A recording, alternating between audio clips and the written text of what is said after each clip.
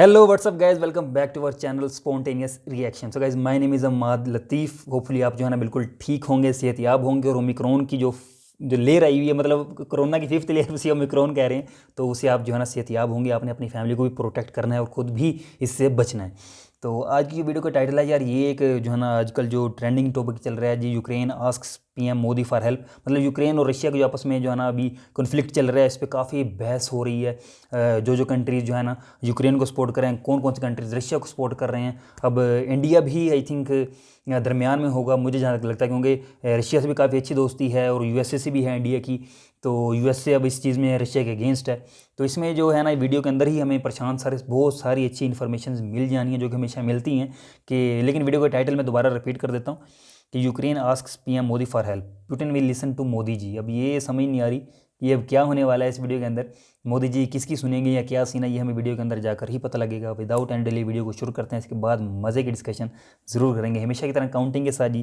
3, 2, 1 start. नमस्कार and welcome you to world affairs. मैं प्रशांत धवन। सो बिल्कुल यहाँ पे आप ठीक पढ़ रहे हैं।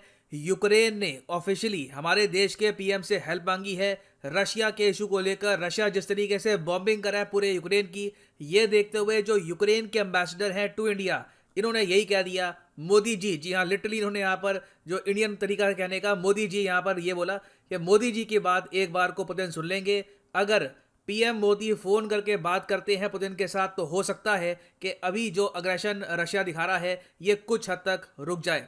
नाउ जो इनकी स्टेटमेंट है मैं चाहता हूं ये आप सुने, उसके बाद मैं आपको यहां पर ये बताऊंगा कि यूक्रेन ने हमारे साथ क्या किया था। जब इंडिया पर ग्लोबल प्रेशर था उस वक्त यूक्रेन का क्या रुख था भारत को लेकर, क्योंकि देखिए ये बातें हमको अकाउंट में रखनी होगी। डिप्लोमेसी, जियोपॉलिटिक्स वो सब अपनी जगह है, मगर हिस्ट्री को भी ध्यान में रखना होगा। नाउ पहले मैं चाहता हूं कि यूक्रेन के जो एम्बेसडर हैं टू इंडिया, इनकी ये स्टेटमेंट आप सुने। इस वीडियो से आपको काफी अच्छी एक इंसाइट मिल जाएगी। That's why at the present moment we are asking, pleading the support of India.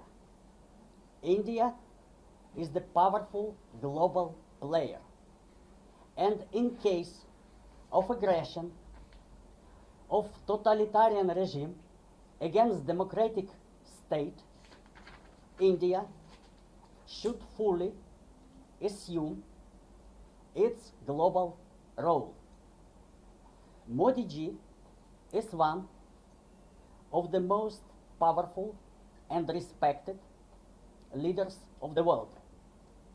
You know that you have special, privileged, strategic partnership with Russia. I don't know how many world leaders Putin may listen to, but the status of Modi ji makes me hopeful that in case of his strong voice, Putin at least should think over. और जो ये Ukraine के ambassador हैं to India, Igor पोलिका, ये यहाँ पर नहीं रुके। आगे इन्होंने बात करी महाभारत की, एग्जाम्पल दिए महाभारत के। चाणक्य के इन्होंने यहाँ पर मेंशन किया। ये कहा कि कई हजारों साल पहले जब यूरोप में सभ्यता शुरू भी नहीं हुई थी, तब देखा जा रहा था कि इंडिया में प्रॉपरली डिप्लोमेसी प्रैक्टिस की जा रही थी। आपके यहाँ चाणक्य जैसे ग्रेट थिंकर्स, डिप्लोमेट पैदा हुए हैं। तो ये बेसिकली यहाँ पर कह रहे हैं कि इंडिया सिंस एक एंशिएंट सिविलाइजेशन है, रशिया के साथ बहुत ही डीप रिलेशंस है। पीएम मोदी एक ऐसे लीडर हैं जिनकी रिस्पेक्ट है दुनिया भर में। तो इंडिया को बात करनी चाहिए रशिया से, ताकि अभी के लिए रशिया बॉम्बिंग बंद कर दे यूक्रेन की और ओवरऑल अग्रेशन काफ़ी हद तक रोक दे। ना डिस्कस करते हैं यहाँ पर कि इंडिया को क्या ये करना चाहिए या नहीं करना चाहिए। रियलिटी क्या है यहाँ पर, ये मीठी बात है, बिल्कुल कानों में बहुत अच्छी लगती है। आपकी कंट्री के लीडर के बारे में जब अच्छा सुनने को मिलता है, इट फील्स गुड। मगर यूक्रेन ने भारत के साथ क्या किया था इन द पास्ट, ये भी जानना काफी इंपॉर्टेंट है। डिस्कस करते हैं इस टॉपिक को, मगर आगे बढ़ने से पहले आपसे क्वेश्चन पूछूंगा कि वो पहले प्रधानमंत्री कौन थे भारत के जिन्होंने यूक्रेन को विजिट किया था। ये है यहाँ पे आपकी option, doctor Manmohan Singh, Narendra Modi, PV Narasimha Rao, या ऑप्शन डी, आज तक किसी भी इंडियन पीएम ने यूक्रेन को विजिट नहीं किया। कमेंट सेक्शन में मैं चाहता हूं आप सब लोग आंसर करें। सही आंसर मैं आपको दूंगा वीडियो के एंड में। ओके, तो पहली बात तो यहाँ पे आपको समझना होगा कि यूक्रेन को आज़ादी मिली थी यूएसएसआर से 1991 में। तो 1991 से लेकर 2022 तक का आप अगर समय देखो, काफ़ी लंबा टाइम है अपने आप में। उसमें यूक्रेन और इंडिया के रिलेशंस कुछ ज़्यादा कभी खास इंप्रूव हुए नहीं। ना हमारा कोई रिमार्केबल ट्रेड है यूक्रेन के साथ, ना कभी यूक्रेन ने हमारी हेल्प करी किसी इंपॉर्टेंट मोड पर। फॉर एग्जांपल मैं आपको बताता हूँ, जब इंडिया ने पोखरान न्यूक्लियर टेस्ट किया था 1998 में और बहुत से देश इंडिया की आलोचना कर रहे थे, उसमें यूक्रेन भी शामिल था। इस वक्त रशिया इंडिया के साथ खड़ा था। रशिया ने इंडिया के अगेंस्ट जो रेजोल्यूशन था उसको वीटो भी कर दिया था। रशिया यूएन सिक्योरिटी काउंसिल में भी इंडिया के साथ खड़ा रहा, मगर यूक्रेन ने भारत की आलोचना करी थी। तो यहाँ पर आप देख पाओगे ये यूएन का उस वक्त का डिस्कशन है जब इंडिया ने न्यूक्लियर टेस्ट किया था। आप अगर नोटिस करेंगे तो फ्रांस की जो यहाँ पर स्टेटमेंट है काफी हद तक नबी तुली है। फ्रांस के उस वक्त के जो रिप्रेजेंटेटिव थे टू द यूनाइटेड नेशंस, इन्होंने यहाँ पर कंडेम, आलोचना का जो ये वर्ड है ये कहीं भी यूज नहीं किया। इन्होंने सिंपली यहाँ पर ये कहा कि इंडिया को साइन करना चाहिए CTBT को और कंस्ट्रक्टिव तरीके से पार्टिसिपेट करना चाहिए नेगोशिएशन में। उस सब के अलावा यहाँ पर भारत की आलोचना इन्होंने नहीं करी ना। इसके कंपैरिजन में आप अगर देखोगे यूक्रेन की स्टेटमेंट, तो यूक्रेन ने ये कहा था कि Ukraine which had voluntarily eliminated the third largest nuclear Arsenal in the world. ये इसके बारे में मैंने आपको बताया था कि यूक्रेन जब USSR से टूट के अलग हुआ तो इनके पास विरासत में कुछ न्यूक्लियर वॉरहेड थे जिनके कोड इनके पास नहीं थे बाय द वे। तो इन्होंने बाद में अपने जो न्यूक्लियर वॉरहेड है ये रशिया को थमा दिए थे बुदापेस्ट डिक्लेरेशन के अंडर। तो यूक्रेन कह रहा है कि देखिए हमारे पास वो न्यूक्लियर वेपन थे, हमने रशिया को वापस दे दिए और यहाँ पर इंडिया टेस्टिंग कर रहा है, न्यूक्लियर टेस्टिंग कर रहा है, और इस वजह से हम कंडेम करते हैं इंडिया के इन एक्शंस को। और आगे इन्होंने यहाँ पर यह भी कहा कि इंडिया के जो एक्शंस हैं ये इंटरनेशनल अरेंजमेंट जो है न्यूक्लियर नॉन प्रोलिफरेशन को, इसको एंडेंजर भी करते हैं। तो यूक्रेन ने बढ़ चढ़ के आलोचना करी थी भारत की। तो ये हमने बात कर ली पोखरान की। उसके अलावा हम आते हैं बायलैटरल बातचीत पर, रीजनल डिस्कशंस पर। तो देखो यूक्रेन के पास एक प्रपोजल आया था पाकिस्तान की तरफ से आज से कई साल पहले कि जी हम आपके T-80 जो टैंक्स हैं ये करना चाहते हैं परचेस। इंडिया ने यूक्रेन को कहा था कि ये टैंक्स पाकिस्तान को मत बेचिए। यूजुअली आप देखेंगे कोई भी देश पाकिस्तान को वेपन सेल करने की कोशिश करता है, इंडिया कहता है कि यहाँ पर कि ये वेपनरी पाकिस्तान को सेल मत करिए। एक टेरर स्पॉन्सरिंग कंट्री है इंडिया में, ये लोग टेरर एक्सपोर्ट करते हैं और फिर बाद में वेपन से इन आतंकवादियों को डिफेंड भी करते हैं। तो इंडिया ने देखिए यूक्रेन को समझाने की कोशिश करी कि ये डील ये लोग ना करे, मगर यूक्रेन ने इन दी एंड ये 320 जो T-80 टैंक्स हैं ये पाकिस्तान को बेच दिए थे $650 मिलियन की एक मैसिव डील के अंडर। और आज भी पाकिस्तान इन T-80 UD टैंक्स को इस्तेमाल कर रहा है। और अगर आप सोच रहे हैं फिर भी ये तो बहुत पहले की बात हो गई ना, अब हम आज की बात कर रहे हैं, 2020 के बाद का जो ज़माना है वो ये तो खैर एक अलग एरा है ना। तो देखो रिसेंटली भी आप नोटिस करेंगे यूक्रेन ने फिर से एक $85 मिलियन का कॉन्ट्रैक्ट साइन किया है पाकिस्तान के साथ, जिसके अंडर यूक्रेन अपग्रेड करेगा इन आर्मी टैंक्स को। जी हाँ, जो ये T-80 आर्मी टैंक्स हैं इनको अपग्रेडेशन मिलेगी यूक्रेन से। अगेन चाहे ट्रेड का मामला हो, वेपन एक्सपोर्ट का मामला हो, यूक्रेन ने आप नोटिस करेंगे इंडिया को नुकसान ही पहुंचाया है in the long run. I mean ऐसा नहीं है कि कोई मैसिव लॉस पहुंचाया है।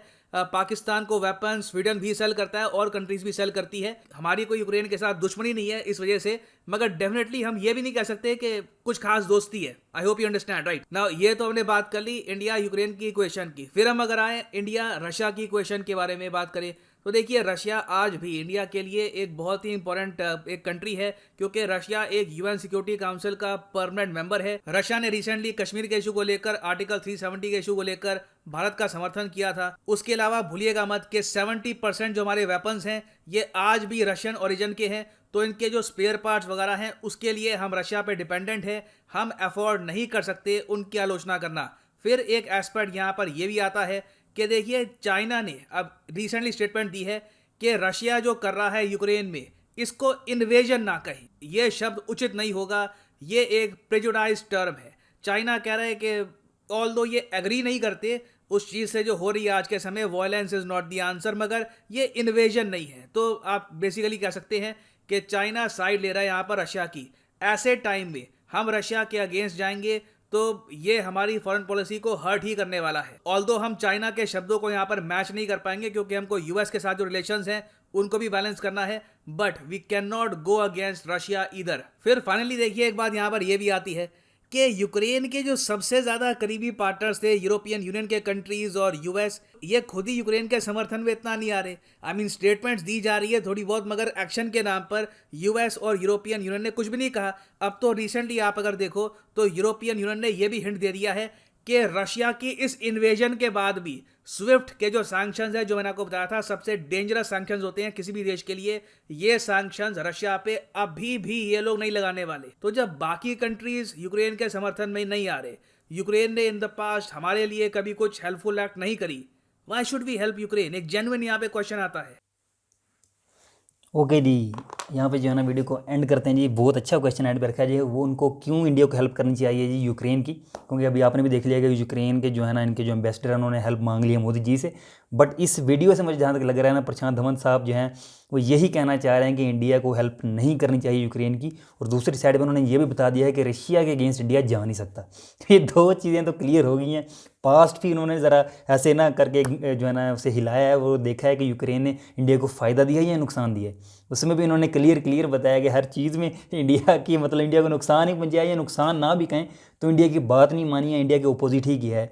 तो इन सब चीज़ों को देखते हुए मुझे भी पर्सनली तो यही लग रहा है कि इंडियन गवर्नमेंट यूक्रेन का साथ कभी भी नहीं देगी। अच्छा, एक और चीज़ भी है, अगर रशिया के अलावा कोई और कंट्री होता मेरे ख्याल फिर भी शायद इंडिया सोचता। बट जहाँ तक मुझे मेरी इन्फॉर्मेशन है, वहाँ तक मेरा नॉलेज है कि रशिया तो बहुत स्ट्रॉन्ग मतलब लाए हैं इंडिया का, और काफ़ी जगहों पे जैसे इन्होंने पास्ट में बताया कि रशिया ने हर जगह पे इंडिया का साथ दिया है। बेशक वो यूएन असेंबली है, जहाँ जहाँ पे भी इंडिया को मुश्किलात आई हैं, या वेपन्स की बात करें तो 70% वेपन्स इंडिया के रशिया से आ रहे हैं। इन सब कंडीशन को देखते हुए मुझे भी ये नहीं लगता कि रशिया के अगेंस्ट इंडिया जाएगा और यूक्रेन को सपोर्ट करेगा। आपकी इस पर क्या राय है, आपने ये ज़रूर बताना है। और दूसरा, एक तो ये बताना है कि इंडिया को किससे सपोर्ट करनी है, यूक्रेन या रशिया को, एक इसका आंसर आपने ज़रूर देना। और दूसरा ये आंसर देना कि क्या जो अटैक हो रहा है रशिया यूक्रेन के ऊपर मतलब उसको इन्वेजन कर रहा है, क्या ये दुरुस्त है या गलत है। ये दो क्वेश्चन का आपने आंसर कमेंट सेक्शन में ज़रूर देना है। और इसके मज़ीद इस पर अपडेट जो आते रहेंगे उस पर भी हम जो है ना वीडियोस बनाते रहेंगे और आपको अपडेट करते रहेंगे। तो वीडियो पसंद आई तो वीडियो को लाइक करें, चैनल को सब्सक्राइब करें, और जो दो क्वेश्चन हैं उनके आंसर ज़रूर दें। अपना रखें गाइस बहुत ज़्यादा ख्याल। Thank you so much for your love and support. ऐसे मिलते रहेंगे नेक्स्ट वीडियो में। अपना रखें बहुत ज़्यादा ख्याल। Take care. खुदा हाफिज़।